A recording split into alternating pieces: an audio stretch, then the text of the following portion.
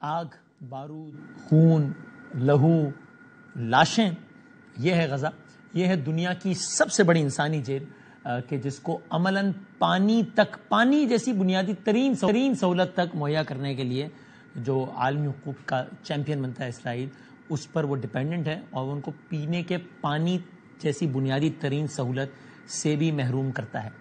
یہ ہے غزہ جہاں اب تک 5,500 بچہ، ایک محتاط اندازے کے مطابق 5,500 بچہ مارا جا چکا ہے، شہید کیا جا چکا ہے.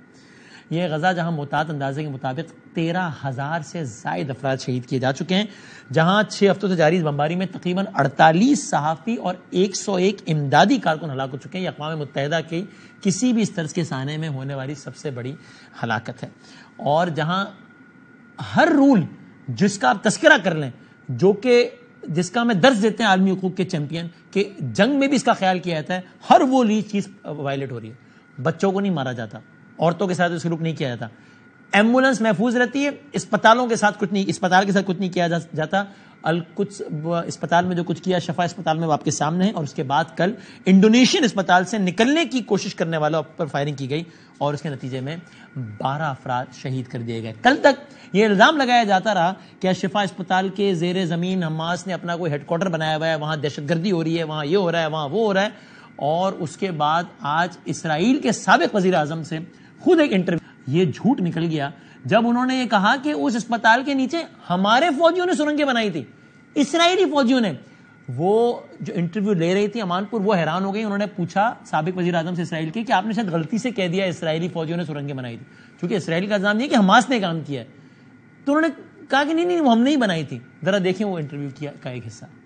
Already known for many years that they have in the bunkers that originally was built by Israeli constructors underneath Shifa. Well, when you say it was built by Israeli engineers, did you misspeak? No, decades ago we were running the place, so we held them. It was many decades ago, probably 4 decades ago.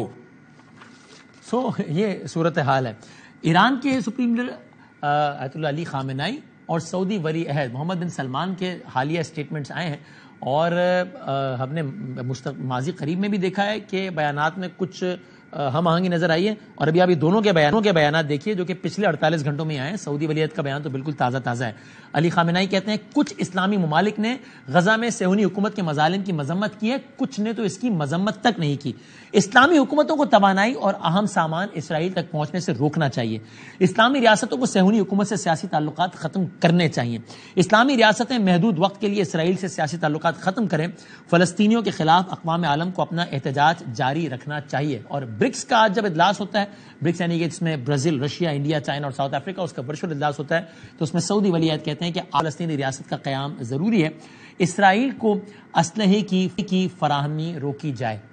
اب یہ ایک المیہ ہے جو کہ روئے زمین پر جنم لے رہا ہے اور بہت سو کو ایکسپوز کر رہا ہے کہ کس طریقے سے انسانی جانوں کی قیمت ان کو اس وقت نظر آتی ہے جب وہی انسانی جان سرحد کے اس پار جا رہی ہو، اور اس پار ہوتا رہے ان کو کوئی فکر نہیں ہوتی. یہ ایک منظر دیکھیے جسے پروگرام کا اختتام کرتے ہیں، اور یہ ایک منظر ہے ان سینکڑوں مناظر میں سے جو کہ کیمرے نے محفوظ کر لیا ہے، اور لاکھوں ایسے مناظر ہیں جو کہ ہر پل غزہ میں جنم لے رہے ہیں، کیمرے کی آنکھ میں محفوظ نہیں ہو رہے. ایک ماں جو چلا رہی ہے کہ اس کے 4 بچے جل کے مر گئے. اس امید کے ساتھ، اس دعا کے ساتھ کہ یہ دنیا رہنے کے لیے کچھ نسبتاً پرامن جگہ بنے. اور یہ بھی دیکھیے کہ اب خبریں آ رہی ہیں کہ شاید کچھ عارضی 4-5 دنوں کی جنگ بندی کی طرف معاملہ جا رہا ہے جس میں قطر میڈیٹ کر رہا ہے. دیکھتے ہیں کہ اس ضمن میں بھی کوئی پیش رفت ہوتی ہے یا نہیں.